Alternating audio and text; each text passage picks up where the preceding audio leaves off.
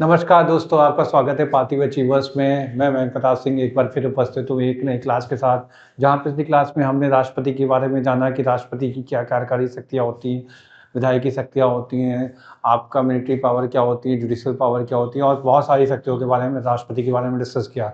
आज जब हम संघीय कार्यपालिका की बात करते हैं तो संघीय कार्यपालिका में जो दूसरा पद होता है वो उपराष्ट्रपति का होता है। ऑर्डर ऑफ प्रेसिडेंस में देखें तो पहला पद जो होता है वो प्रेसिडेंट का होता है, वहीं दूसरा पद होता है वो आपका वाइस प्रेसिडेंट का होता है। तो वाइस प्रेसिडेंट में आज जो आर्टिकल्स हैं, आपका आर्टिकल्स 63 से लेकर आपका आर्टिकल 63 से लेकर आपका 73 तक जो है हम इसके बारे में डिस्कस करेंगे। अगर हम पहले आर्टिकल को की तरफ देखते हैं तो आपका भारत का उपराष्ट्रपति जो होता है वो अनुच्छेद 63 के तहत बोला गया है कि भारत का एक उपराष्ट्रपति होगा। There shall be a vice president of India, जो कि आर्टिकल 63 में बोला गया है। आर्टिकल अनुच्छेद 63 में इसके बारे में व्याख्यान किया गया है। और आपको पता होना चाहिए कि जो उपराष्ट्रपति होता है वो अनुच्छेद 64 के तहत ये व्याख्यायित किया गया है कि आपका जो उपराष्ट्रपति होगा ये आपका पदेन अध्यक्ष होगा, ठीक है, या सभापति होगा।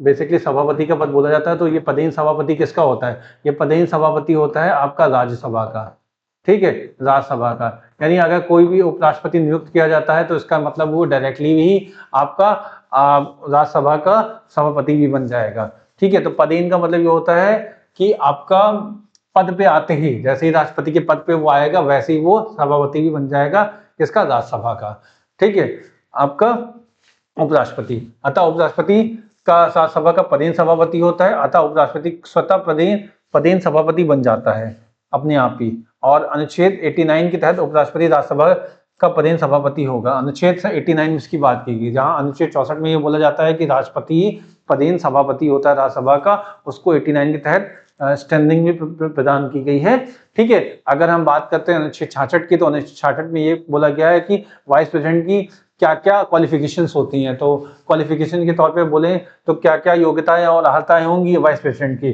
तो वो एक भारत का नागरिक हो, उसकी आयु कितनी हो? 35 साल हो। राष्ट्रपति के लिए भी 35 साल थी और वाइस प्रेसिडेंट के लिए भी 35 साल है। और वो क्या हो?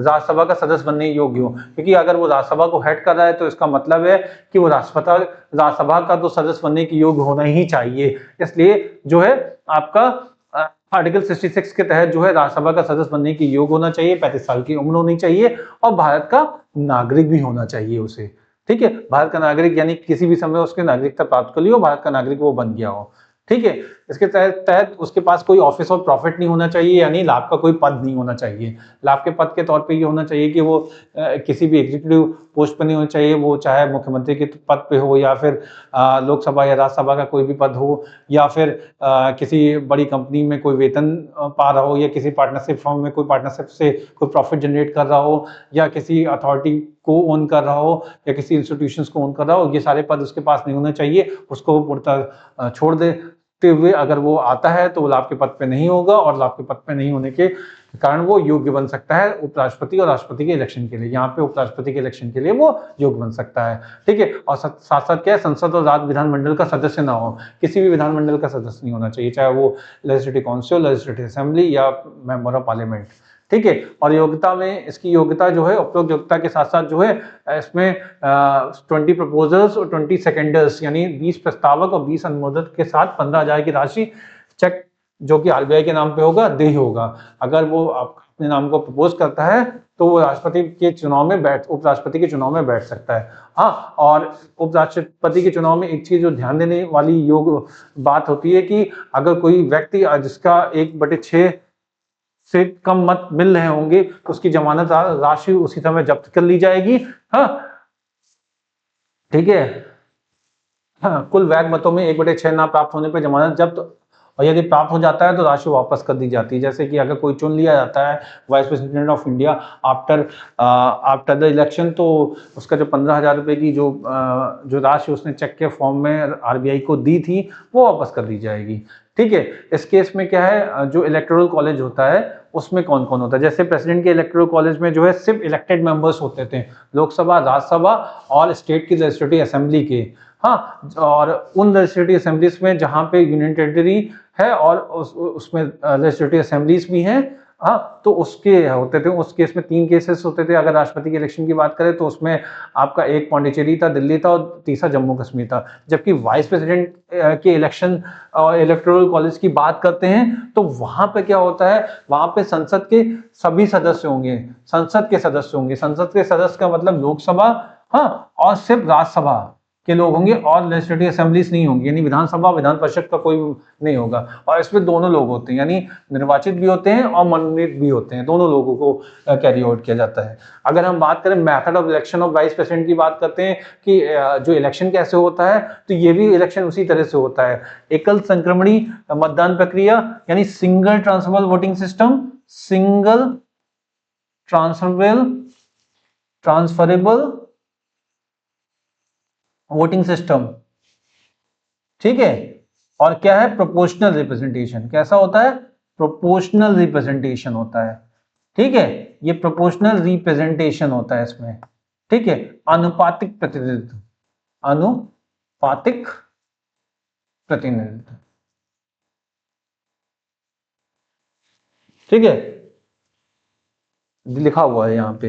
अनुपातिक प्रतिनिधित्व भी होगा और कैसा होगा, गुप्त मतदान होगा, यानी सीक्रेट वोटिंग होगी। सीक्रेट वोटिंग होती है, ठीक है।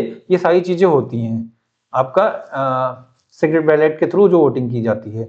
आगे बढ़ते हैं और देखते हैं राष्ट्रपति की शपथ। मैंने आपको पहले ही बताया था कि जहां पर 60 के तहत राष्ट्रपति की शपथ होती है, 69 के तहत वाइस प्रेसिडेंट की शपथ या उपराष्ट्रपति की होती है, और 159 के तहत आपका गवर्नर ऑफ स्टेट की शपथ होती है। ये तीनों शपथ जो होती हैं ये अनुसूची 3 में नहीं है। जहां शपथ का प्रावधान दिया गया उन अनुसूची 3 में नहीं है, ये अलग से इनके लिए प्रावधान किया जा गया है, जिसके लिए अलग अलग आर्टिकल्स आपके मेंशन किए गए हैं। तो आर्टिकल 69 के तहत जो है oath of the vice president होती है, और इसमें ये क्या लेता है, ये लेता है उपराष्ट्रपति संविधान के प्रति सच्ची श्रद्धा और निष्ठा रखेगा, और उपराष्ट्रपति की शपथ जो है भारत का राष्ट्रपति दिलाता है। कौन दिलाएगा, भारत का राष्ट्रपति दिलाएगा। जहां पे राष्ट्रपति को शपथ चीफ जस्टिस ऑफ इंडिया दिलाते थे, वही यहाँ पर जो उपराष्ट्रपति को शपथ कौन दिलाता है, राष्ट्रपति दिलाता है। और अगर उपराष्ट्रपति के कार्यकाल की बात करें तो उपराष्ट्रपति का कार्यकाल जो होता है, वाइस प्रेसिडेंट का टर्म जो होता है, अनुच्छेद 67 के तहत डिटरमाइन किया गया है। और उसमें क्या है कि उपराष्ट्रपति का कार्यकाल जो है पद ग्रहण करने की तारीख से 5 वर्ष तक होता है, 5 ईयर्स तक ही होता है, या उत्तराधिकारी के आने तक, जब तक उसका कोई सक्सेसर नहीं आ जाता। उसका सक्सेसर जब तक नहीं आता तब तक उपराष्ट्रपति के पद पर बना रहता है। और अचानक से अगर उसने त्याग पत्र दे दिया तो राष्ट्रपति किसको देगा, वो अपना त्याग पत्र या रेजिग्नेशन, वो अपना रेजिग्नेशन राष्ट्रपति को देगा और राष्ट्रपति को सौंपता है। उपराष्ट्रपति की मृत्यु पे, यानी अगर उपराष्ट्रपति की डेथ हो जाती है या समय से पहले वो पद खाली कर देता है, तो इलेक्शन जो होगा वो बहुत ही अर्ली होना चाहिए, यथाशीघ्र भरा जाना चाहिए, ठीक है, ओके। इसके बाद करें रिमूवल, जो है उपराष्ट्रपति के पद से हटाया जाना। अगर removal from the office of vice president, वो कैसे हटाया जाएगा, तो उसको पता होना चाहिए कि पद से हटाने का आधार नहीं दिया गया है कि क्या ग्राउंड्स होंगे, जिस ग्राउंड्स पे जो है grounds are not mention in constitution, ठीक है। कॉन्स्टिट्यूशन में ग्राउंड्स मेंशन नहीं है, ठीक है। लेकिन उपराष्ट्रपति के पद को हटाने की प्रक्रिया राज्यसभा से शुरू होती है। कहां से शुरू होती है, राज्यसभा से शुरू होती है। कहां से शुरू होती है, राज्यसभा से शुरू होती है। हाँ, राज्यसभा से, क्योंकि वो मेंबर कहाँ का होता है, राज्यसभा का होता है, तो इशू किसे आएंगे, राज्यसभा के लोगों को आएंगे ना, तो इस वजह से। और इसमें भी वही केस होता है जो इम्पीचमेंट ऑफ प्रेसिडेंट में होता है। इम्पीचमेंट ऑफ प्रेसिडेंट में किसी भी हाउस से हो सकती है, लेकिन यहाँ पे जो हाउस होगा वो राज्यसभा होगा, जहां से शुरू होगा। और राज्यसभा में उपराष्ट्रपति को क्या देगा, 14 दिन पहले नोटिस देगा, और फिर राज्यसभा अपने तत्कालिक सदस्य की संख्या से प्रस्ताव पारित करेगा। जो भी वहां के जो तत्कालिक सदस्य होंगे उसकी संख्या से प्रस्ताव को पारित करेगा। और अगर ये संख्या से प्रस्ताव पारित हो जाता है तो आपको पता है कि लोकसभा की सहमति प्राप्त करने पर उपस्थित है, और मतदान जो है 50% से एक ज्यादा होना चाहिए प्राप्त करने पर उपराष्ट्रपति पद से हट जाता है। कहने का तात्पर्य ये हुआ कि जो इनिशिएट होगा रिमूवल ऑफ वाइस प्रेसिडेंट, क्योंकि दोनों सदन ने चुना है, लेकिन किस सदन के लिए चुना है, वो आपका उच्च सदन के लिए चुना है, यानी राज्यसभा के लिए चुना है। और जब वो राज्यसभा के लिए किसी व्यक्ति को चुन रहे हैं तो राज्यसभा ही इशू क्रिएट करेगी कि आप उपराष्ट्रपति को हटाया जाए। तो उसकी बेसिस पे जब वो एक रिकमेंडेशन पास करेगी, हाँ आपका एक रिकमेंडेशन पास करेगी, तो वो 14 दिन की नोटिस देती है। किसे देती है? उपराष्ट्रपति को देती है कि हम आपके रिमूवल की प्रोसीडिंग शुरू करने वाले हैं। और जब आपकी रिमूवल की प्रोसीडिंग शुरू करने वाले हैं, हाँ, तो उसमें जो भी तत्कालिक सदस्य होंगे वोट करेंगे, उसको पारित करेंगे। वो सारी की सारी रिकमेंडेशन और जो प्रस्ताव पारित होकर दूसरे सदन में जाएगा, लोकसभा फिर उसको इन्वेस्टिगेट करते हुए उसको पारित करेगा, और जैसे ही वो पारित हो जाएगा आपका उपराष्ट्रपति हट जाएगा।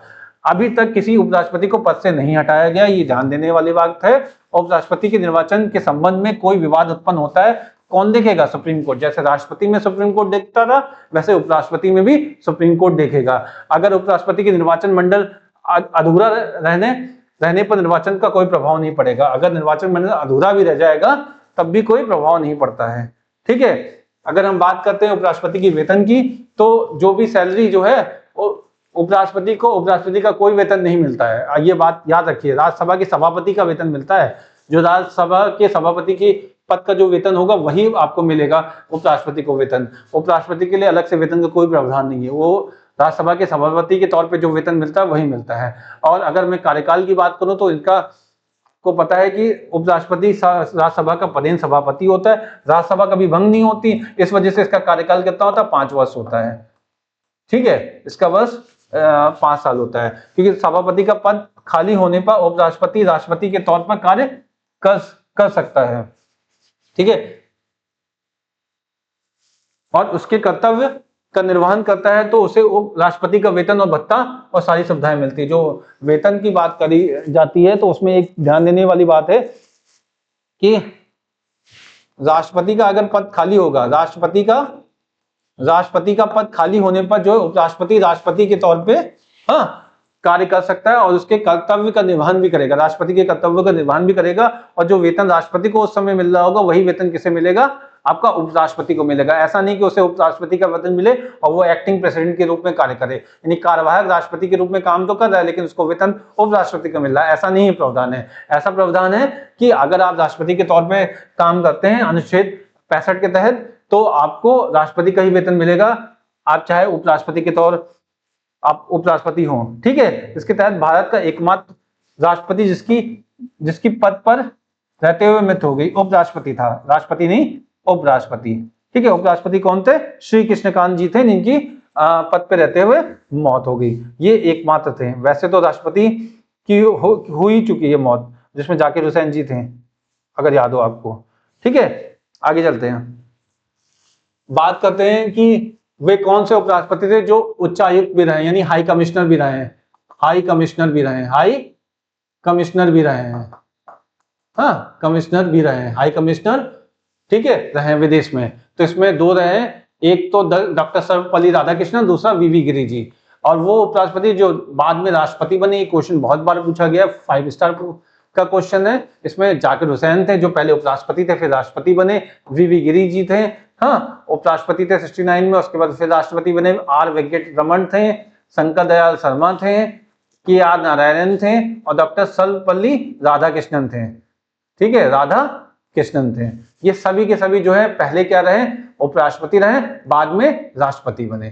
ठीक है, ये चीजें याद करने वाली है। उपराष्ट्रपति के लिए बात की जाए तो वीवी गिरी जो है कार्यवाहक राष्ट्रपति के तौर पे आपका राष्ट्रपति बने थे। ऐसे उपराष्ट्रपति जो कार्यवाहक राष्ट्रपति भी बने वो कौन कौन से थे? वीवी गिरी जी थे, आपका बीडी जत्ती जी थे कार्यवाहक, हाँ जब फखरुद्दीन अली अहमद नहीं थे तो बीडी जत्ती जी जो थे उनकी डेथ हो जाती है, तो उसके केस में क्या है? बीडी जत्ती जी बनते हैं, हाँ। और एक जो सीजीआई थे, सीजीआई जो कि कार्यवाहक राष्ट्रपति बनते हैं, वो कौन थे? एम हिदायतुल्लाह थे। क्योंकि जब वीवी गिरी इलेक्शन लड़ते हैं तो उपराष्ट्रपति के पद को उनको छोड़ना पड़ता है, कार्यवाहक राष्ट्रपति के पद पे पहले होते हैं, उसके बाद उसको इलेक्शन लड़ने के लिए उनको उपराष्ट्रपति का पद छोड़ना पड़ता है, तो राष्ट्रपति का पद भी वैकेंट हो जाता है और राष्ट्रपति का पद जाकिर हुसैन की मौत की वजह से पहले से ही वैकेंट होता है। तो इस वजह से उस समय चीफ जस्टिस ऑफ इंडिया को कार्यवाहक राष्ट्रपति के तौर पे आना पड़ता है।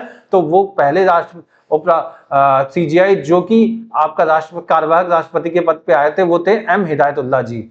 हाँ, अगर बात करें तो राष्ट्रपति का पद खाली होने पर संसद नियम बनाएगा। कब? अनुच्छेद 70 के तहत। राष्ट्रपति के पद खाली होने पर संसद नियम बनाएगा, ठीक है, कानून वही बनाएगा।